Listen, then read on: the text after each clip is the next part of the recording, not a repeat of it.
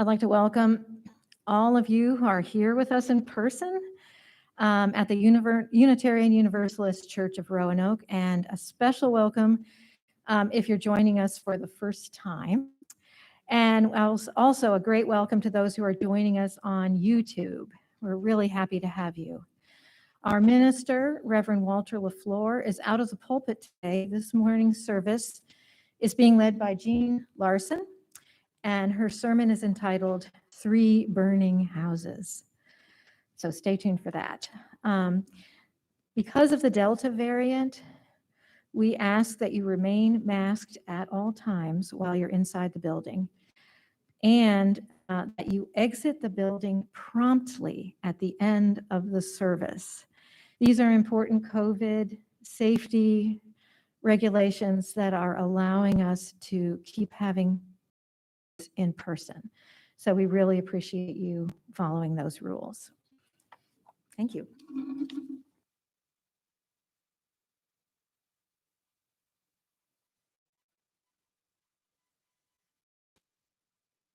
Good morning. I will open the formal part of the service by ringing this bell 7 times for the 7 principles of Unitarian Universalism. If you don't know what they are, they're easy to look up.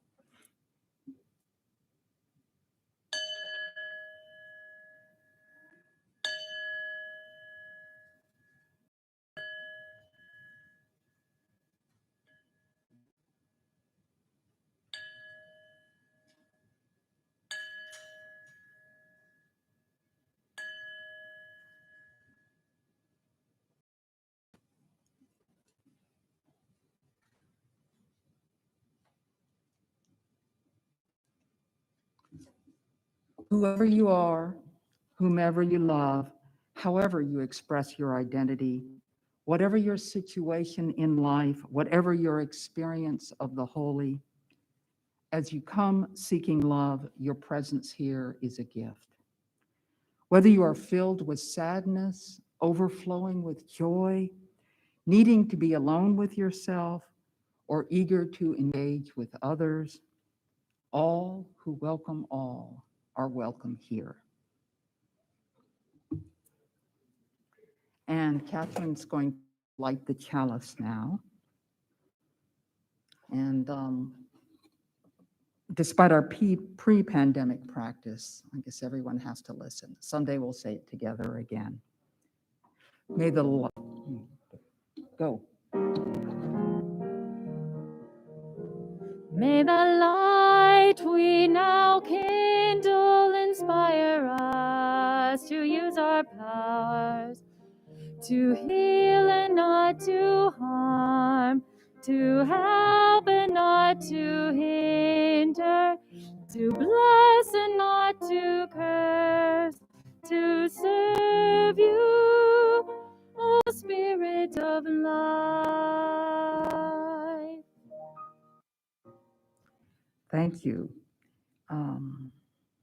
Jesse?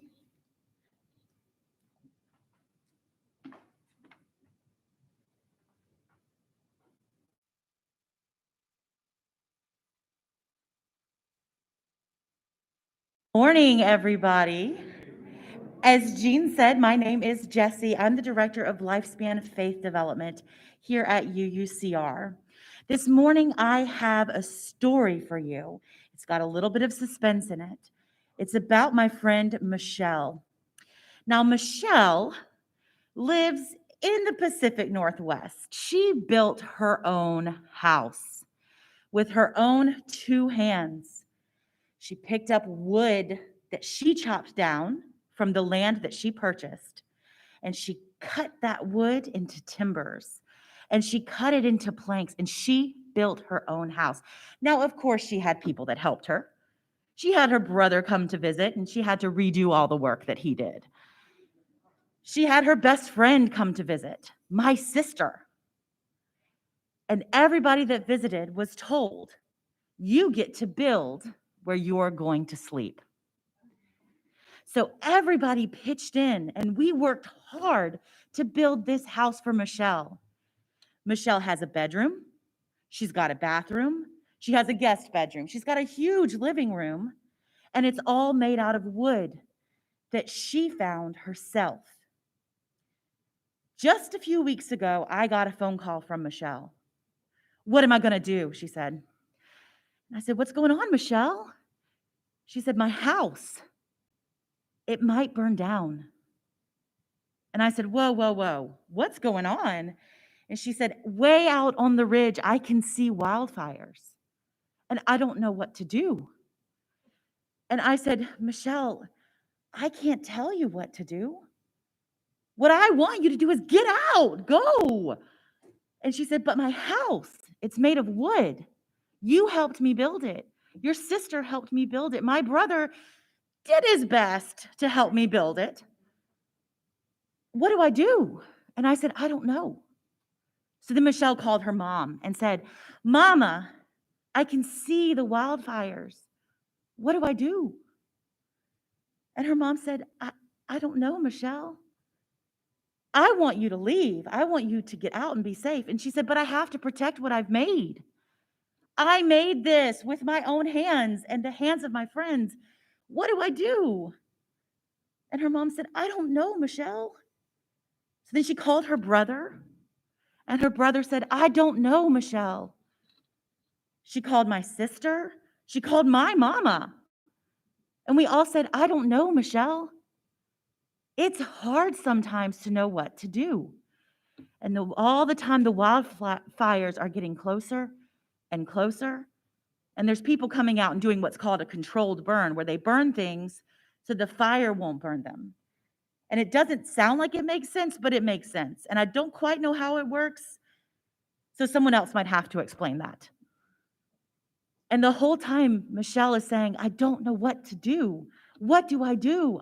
And nobody knew what to do. So finally, when Michelle could see the red and the orange and the gold of those flames, she said, "I've got to leave." So she packed up what she could. She took some of her favorite tools with her, put them all in her car, and left. And we still don't know. Michelle is still not back at her house. We don't know what happened, but what we do know is that Michelle has been changed by this experience.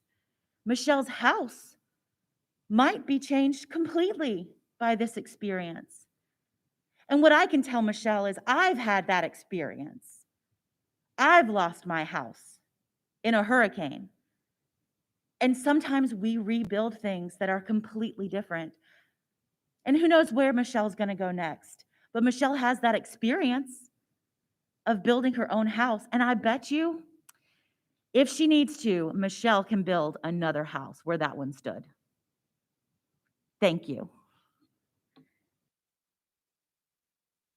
Don't go too far, Jesse.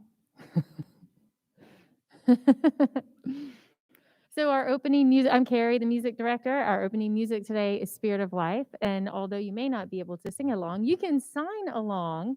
And we're going to do it twice. And once you get to do it with Jesse, and then twice you get to do it with Jesse with confidence. No, the second time you get to do it with Jesse with confidence.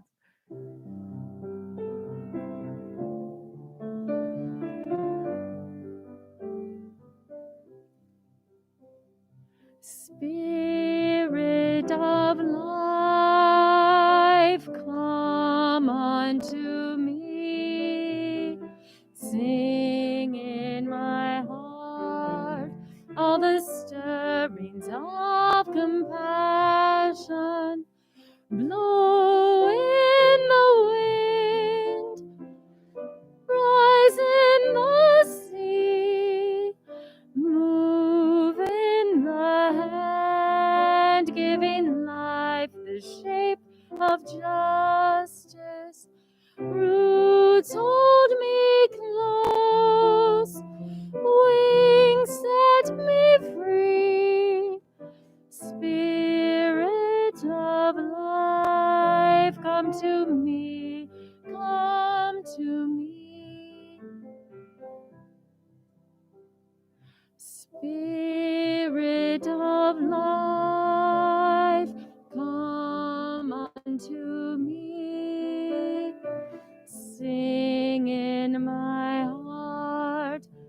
the stirrings of compassion blow in the wind, rise in the sea, move in the hand, giving life the shape of justice.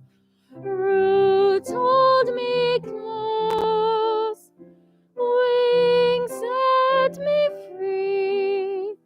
Spirit of life, come to me, come to me. Thank you.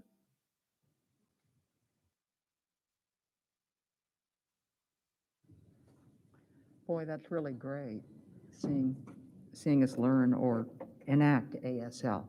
We have two readings this morning. The first is most of a poem called Verses Upon the Burning of Our House, July 10th, 1666, by a U.S. poet, Anne Bradstreet.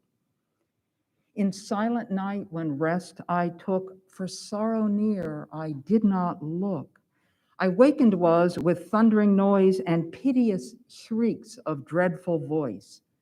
That fearful sound of fire and fire, let no man know is my desire. I starting up, the light did spy, and to my God my heart did cry, to straighten me in my distress, and not to leave me succorless. Then coming out, behold a space, the flame consumed my dwelling place.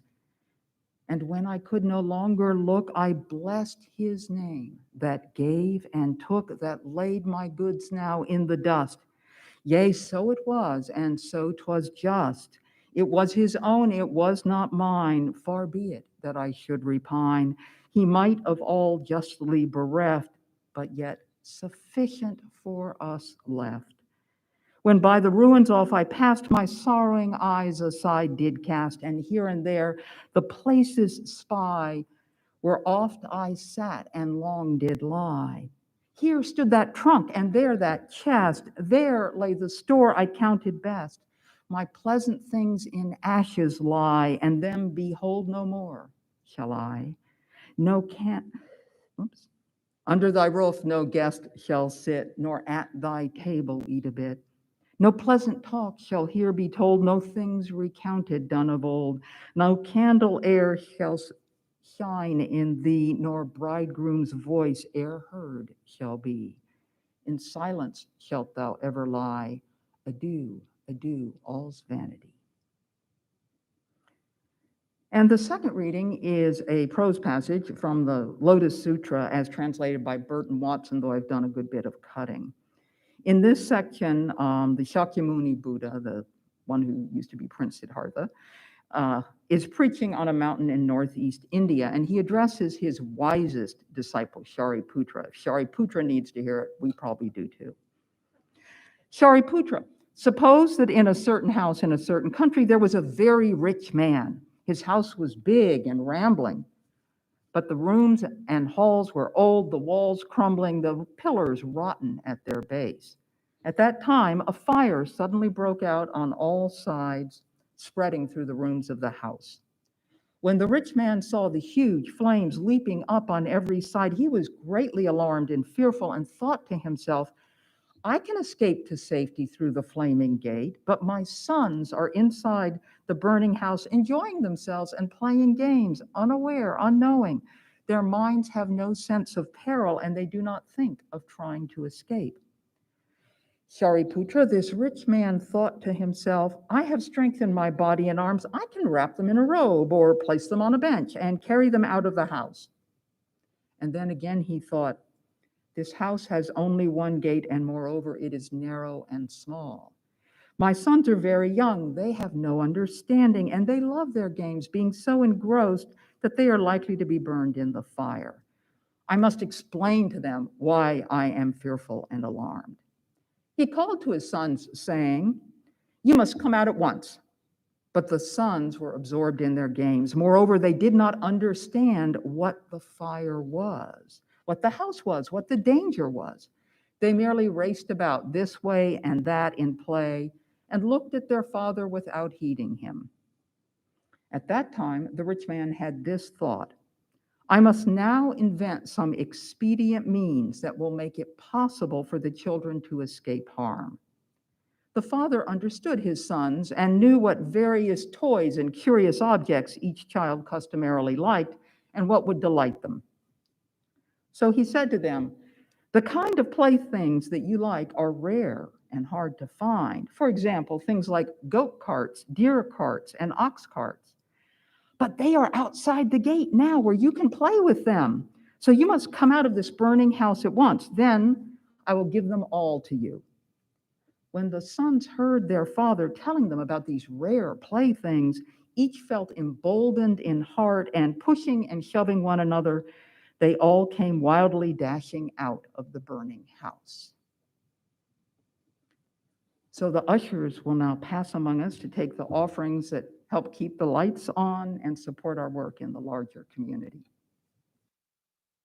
This is In My Father's House Are Many Mansions by Elvis Presley. Don't worry, I'm not singing it.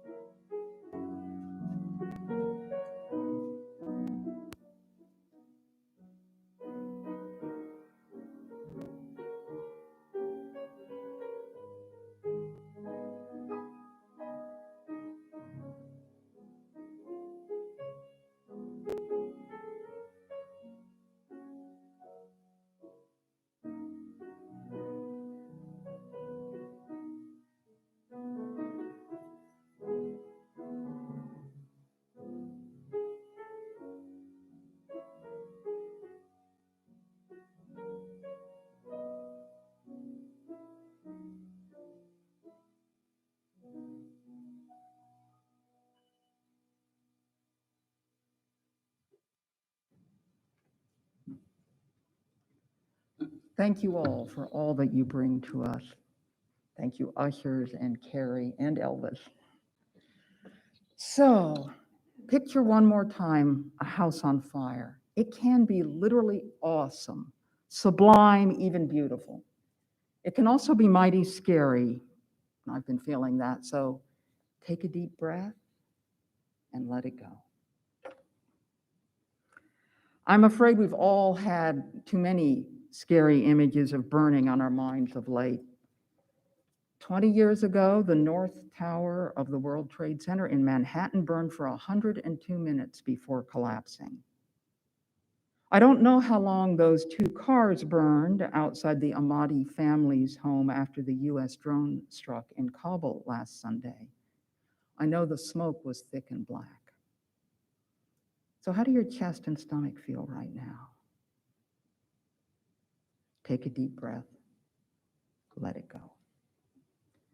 There are all those fires still burning in Western North America, still ripping through. Just lost my text. Still ripping through plant and animal communities, still taking houses down.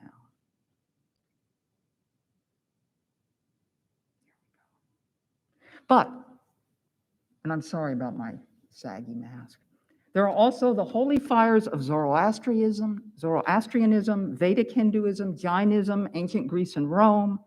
There are several deities in Yoruba religion and Santeria who are associated with fire. Madame Pele, the volcanic creator of Hawaii, is only one of a number of fire gods in and around the Pacific Basin. And if you want a longer and frankly kind of sketchy looking list that includes Mesopotamian and Mayan and Basque fire deities, just go to Wikipedia. But the point is that many of these gods and practices, these ways of understanding human experience, focus on fire as purification, or as the warm and nurturing hearth center of a household, or as a shamanic connector between this realm and some other, or as essential to a blacksmith's creative work. Point being, our narratives create our realities. But there's no denying that the two readings you heard me give a couple minutes ago tell tales about the kind of fire that makes me feel scared and sad, a fire that destroys a home. And yet those texts also offer something valuable along with their descriptions of disasters, something that feeds our heads and hearts. We here in September of 2021 have got a lot of smoke and ash to process. So maybe those two texts can give us some ideas about how to go about that. The poem first. Anne Bradstreet was born in England in 1612, and at age 18, she went to Massachusetts with her father and husband to join the Puritan colony there. She was the daughter of an educated man and was allowed to have an education herself, except she did write poems. Otherwise, she wrestled with the version of Protestant Christianity she was born to, but she kept her questioning discreet and lived as a good, modest Puritan woman. There's something very interesting in two of the lines you just heard in verses upon the burning of my house. That fearful sound of fire and fire, let no man know, is my desire. But I want to direct your attention more to the whole opening of that poem. Think about it. She was awakened by a mysterious thundering sound and piteous shrieks. She ran out of the house at midnight. She stood in the flame-lit dark and watched her house burn down. Deep breath. This autobiographical poem, and it surely is, explores the aftermath of loss. It tells how every time the poet passes by the site of the burned home, she stops and thinks something like, well, now, this spot is where that trunk I brought from England was, and right over there is the chest with the tablecloth that Mother gave me, and we'll never again have company sitting around the dining table that burned up, telling stories. I'll never again see the way the candlelight fell on that vanished bedroom wall when my husband and I were newlywed. Now, Anne Bradstreet grew up with a clear answer to questions of loss and grief. She evokes it in the last line you heard, adieu, adieu, all's vanity. That's Ecclesiastes chapter 1, verse 2, right? And she declared that this disaster was the will of her God. In fact, in the poem's final 18 lines, which you did not hear, she tells herself more of the story she needs. She says to herself, thou hast on high a house erect, framed by that mighty architect, with glory richly furnished, stands permanent, though this be fled. Now, personally, I do better with all's vanity than with that mansion in the sky, but I take great comfort from Bradstreet's process. I mean, from watching how her poem reenacts both the event and her way of healing, just like Jesse's story did. So for a long time, Bradstreet does keep going back to look at that ashy rubble, right? And don't we too keep remembering and re-remembering the bonfires of traumatic events? But this poet doesn't stay stuck in that learned helplessness. She builds a story. She makes meaning out of a heap of fragmented sense impressions, out of smoke-stained foundation stones and the empty spaces where her furniture used to be.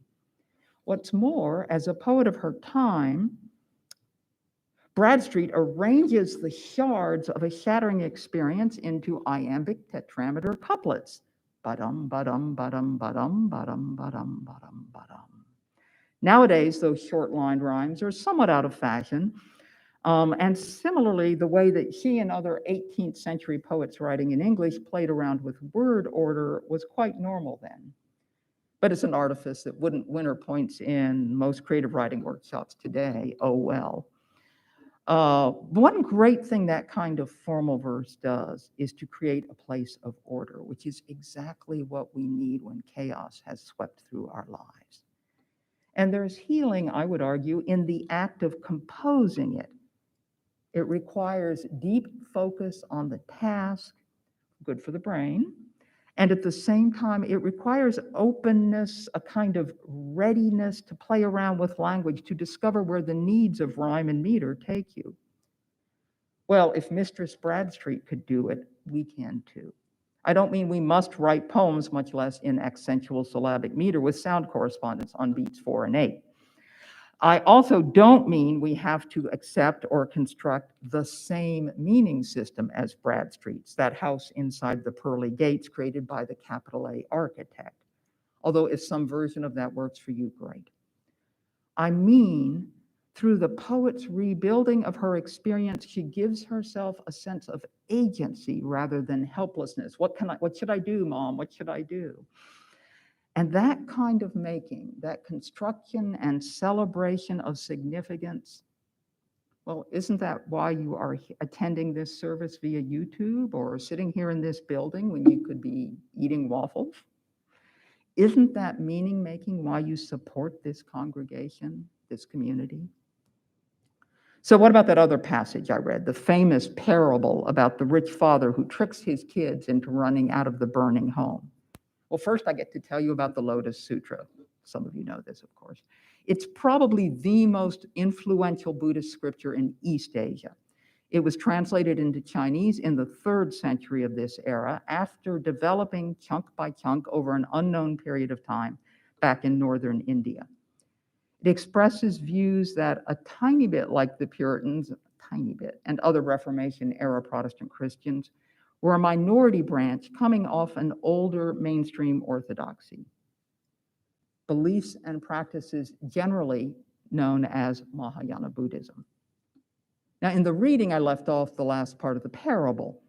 Here's what happens. After the father lures his kids out by promising them those nifty little carts that they can ride around in, pulled by goats or deer or an ox, what he actually gives them after they come out is much better. Each kid gets his own big decorated cart hung with tinkling bells and pulled by a huge milk-white ox with rose-colored cushions and a canopy draped with ropes of jewels and fresh flowers. Now, me personally, I would have been happy if Papaji just gave me a cart pulled by a couple of goats or by Bambi and his mate Faline. But I admit that the fancy cart takes the cake. And the Lotus Sutra goes on to explain its point quite clearly. The parable, we are told, shows the superiority of its Mahayana teachings over the older schools of Buddhism. The goat cart and the others are explained away as just warm-ups, just something to get the kids' attention. Now, like most UUs, I am not super fond of that self-promoting orthodoxy, but as with the poem by Mistress Bradstreet, I am mighty fond of seeing in this parable storyline a model for coping with disaster. Here it is.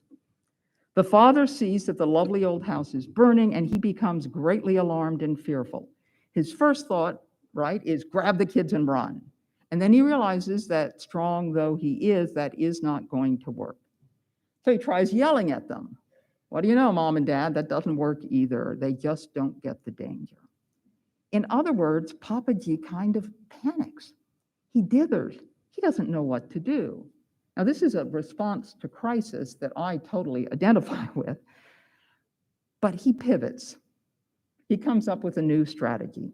He lures his children out with promise of a reward. In a different version of the story, he might offer them amusement park tickets, or a free hunting license, or paid time off, or a chance to drive their pickup truck on the Talladega Super Speedway, or actually, if you Google COVID-19 vaccine incentives, you can read quite a list yourself. But I digress. What Papaji does in the Lotus Sutra's teaching story is figure out a workable plan and act on it. And yes, it's a plan that requires the exercise of the little gray cells. I mean, a goat cart is pretty appealing, but a deer cart is even cooler. And even an everyday kind of cart pulled by an everyday big old ox would be irresistible to those kids. That's what we need to do. For example, if mass vaccination clinics in the Berglund Center don't call in enough people, then you set up clinics where people are used to going in trusted places, libraries, churches. If data about the risk to self and others of staying vulnerable to a killer disease get ignored, then you encourage employers and schools and concert venue operators. Well, you know how it goes. We're engaged in a long process, a complex one, and in complicated situations, long-term strategic goals may not change, but tactics may need to shift. It's hard. One reason it's hard is because trauma makes us inflexible, maybe rigid, maybe truculent, maybe feeling hopeless and frozen the way Papa G was for a minute. Or worse, maybe long-term, unable to recast our thinking and alter our behavior. Well, flexing is hard, adjusting is hard, changing is hard, but we can do it. As for the fact that Papa G lied to the kids, I am not recommending that our public health folks do that, and I don't think they would. But the Lotus Sutra explains that the fake cards, the non-existent goat card and the deer card and the rest, were what's called an expedient device or skillful means. In other words, the father was adapting what he had to say in order to meet his children where they were, adapting his message to their state of mind. And in times of crisis, when the house is on fire, we too have to do that. Find the means that do the job. So I'm at the third burning house of this sermon's title, and it's the one you were probably expecting. It's a truth you already know. Just like Anne Bradstreet's house in North Andover, Massachusetts, just like the mansion described in the Lotus Sutra, our world is on fire. What to do? Use your voice and your imagination, just like both of this morning's fire heroes. Be like Papa G and say, yikes, I'm not sure I can do anything about this. But then say, okay, what are my options here? Make a list, pick the best, act. But also be like Anne Bradstreet, and when you find yourself returning to the place of pain, feel it. Attend to your bodily responses, spot by spot, in their particulars. Then build yourself a story that makes sense. Here's my final brief story. Last Sunday, after I went quickly out of the building to the garden out front, I felt my usual social anxiety, but I got into a conversation. And then I noticed a new face over yonder. That person was calmly, and to my mind, rather bravely, standing alone on the edge of the collection of little knots of people chatting. My own experience suggests it wasn't easy for that person to stick around, but they did, and soon they were engaged in conversation too.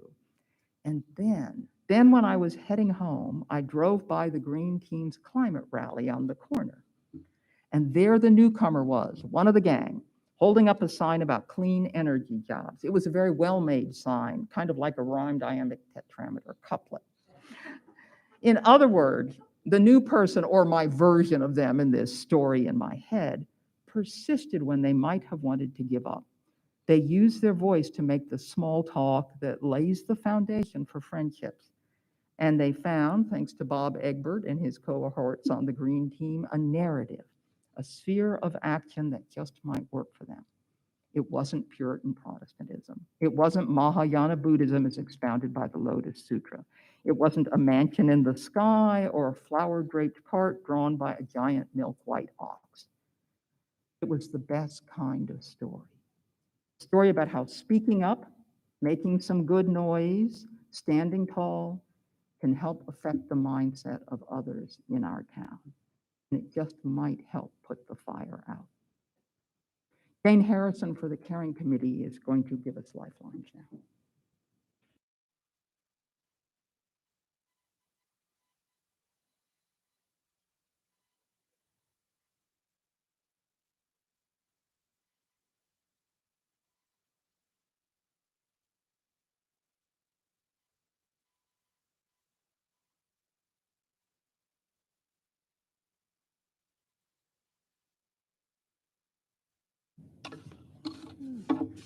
Good morning. I'm Jane Harrison from the Caring Committee. And what we do, one of the things we do is record the current joys and concerns of this congregation as lifelines. If you have a joy or a concern that you wish to share with the congregation, you can either call the church office before noon on Friday. You can let Sally Garber, the chairman of the Caring Committee, know. You can let any member of the Caring Committee know. And also there's the Lifelines book. Yeah, I did a no. I didn't pick up the book. But there's a Lifelines book that's set on the front of the pulpit all the time, and you can write it in, and we will share it on Sunday morning. Let us enter into this space of reverence and time together, into this space of love and hope. I have a joy. Beth Carruthers is preparing to move to Cave Spring Place. It's an assisted living community, and she's happy to be able to remain in the Cave Spring area and close to all her friends. She will welcome cards. She will welcome visitors when she moves. Her phone number will remain unchanged. So it's good luck. Okay. Now, Jeannie and I will light candles on the sanctuary for those who are present and for those who are not present. As we do this, please take time together in meditation, prayer, and reflection for all those people and events who in our lives that move us.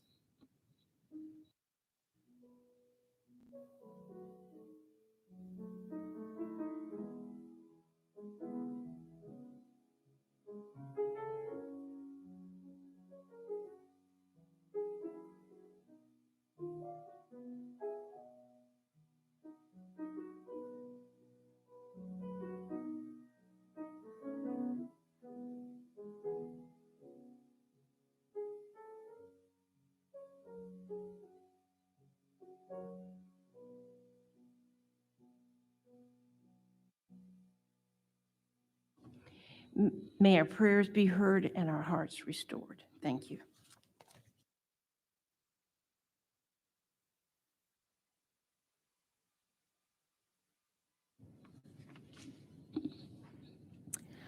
I have some announcements. First of all, the celebration of Frosty Landon's life has been postponed until early spring due to the recent increase in COVID cases. So stay tuned for that. I know Frosty was beloved of many of you, and we will look forward to that opportunity to celebrate his life. The matching gift challenge to bring our budget closer to its full level is still going on. New or increased existing pledges for 21-22 can be doubled up to $7,000, thanks to a very generous church member. So the link is on the UUCR website, or you can call or email Judy Granger, our office administrator. The church office will be closed tomorrow in observance of Labor Day. Judy has been working from home this week due to a knee injury and appreciates your patience with lengthier response times. She hopes to return to work from the church office on Tuesday.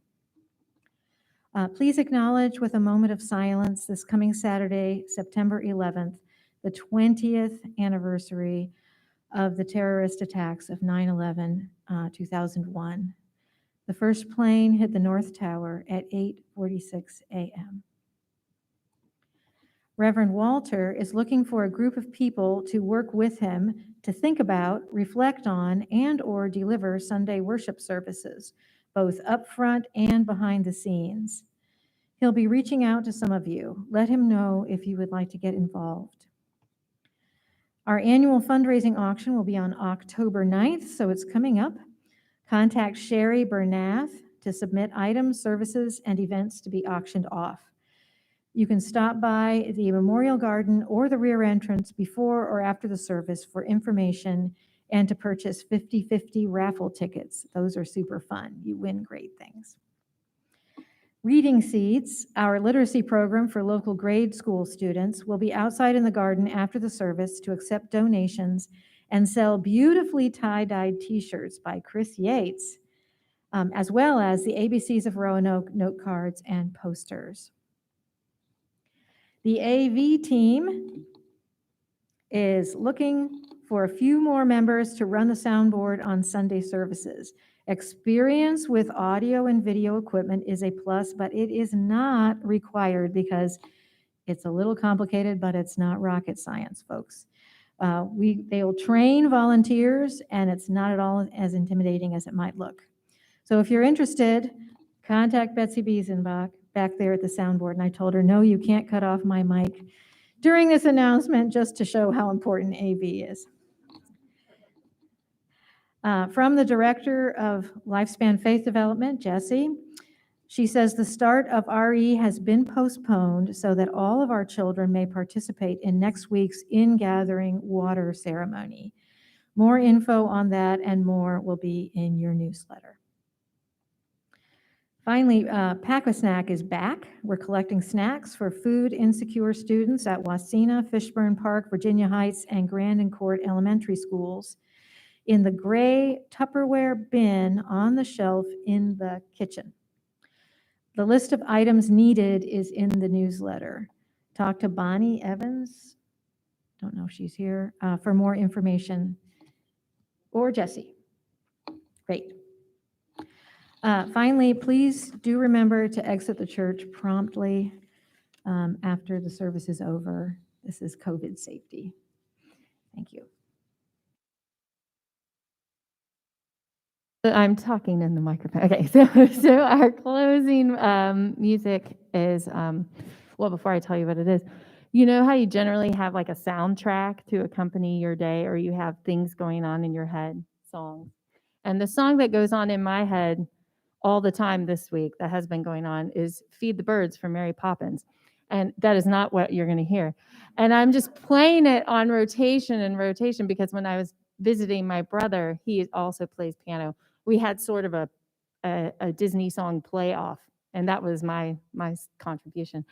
And so I was trying to find a way to angle it into the service, Gene, and it just didn't work. And then this song, which also sometimes goes on rotation in my head, popped into my head, and I was here playing it, and Catherine walked in and started singing. And I said, well, do you want to sing with me this morning? And happily, she said, of course I do. There's nothing else I would rather do than sing Come On Up to This House by Tom Waits with you this morning. So you all cannot sing, or you can hum, but you can clap. If it's clap worthy, you can clap. And I have to get this out of the way. Okay.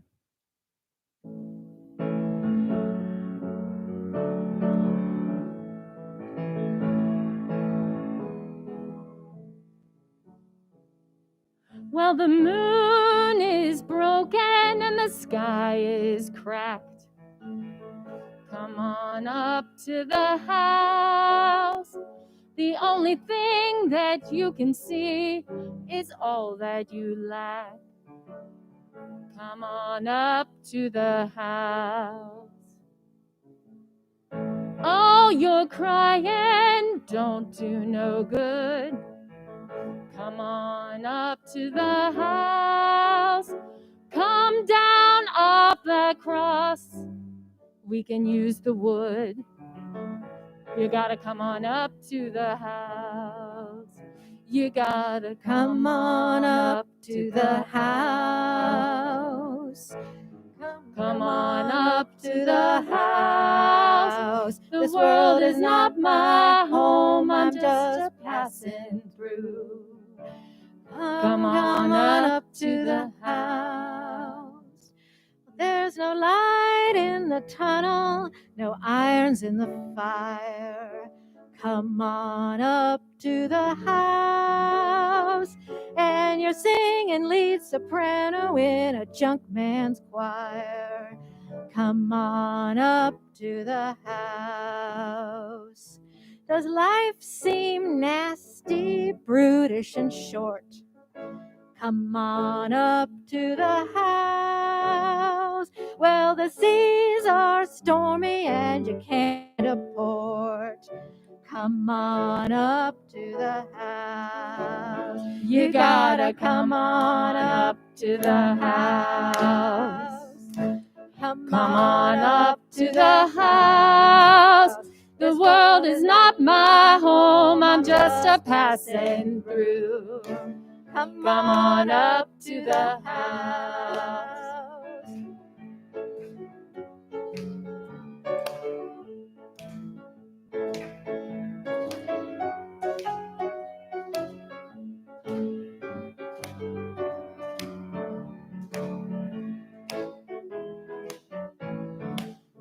You gotta come on up to the house. Come on up to the house. The world is not my home, I'm just a passing through. You gotta come on up to the house. There's nothing in the world that you can do. You gotta come on up to the house. And you've been whipped by the forces that are inside you. You gotta come on up to the house. While you're high on top of the mountain of woe, gotta come on up to the house. You know you should surrender, but you can't let it go. You gotta come on up to the house. You gotta come on up to the house. Come on up to the house. The world is not my home, I'm just a passing through. You gotta come on up to the house. You gotta come on up to the house. You gotta come on up to the house.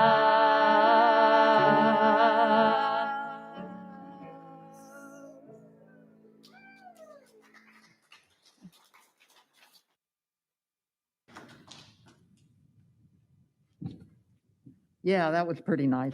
So having preached adaptation, let me see, anyone who doesn't know the trick of making a little crisscross with the saggy elastic on your much washed cloth mask, see me out in the garden right away after the service and I will show you because it really helps. Go out from this space of connectedness and healing, knowing that we remain connected, knowing that your voice matters, knowing that you can't fix everything, but you can make a difference. Do the work, make some noise. Return in peace, whether that be physically or digitally, and let that peace be multiplied in the house we build together every week.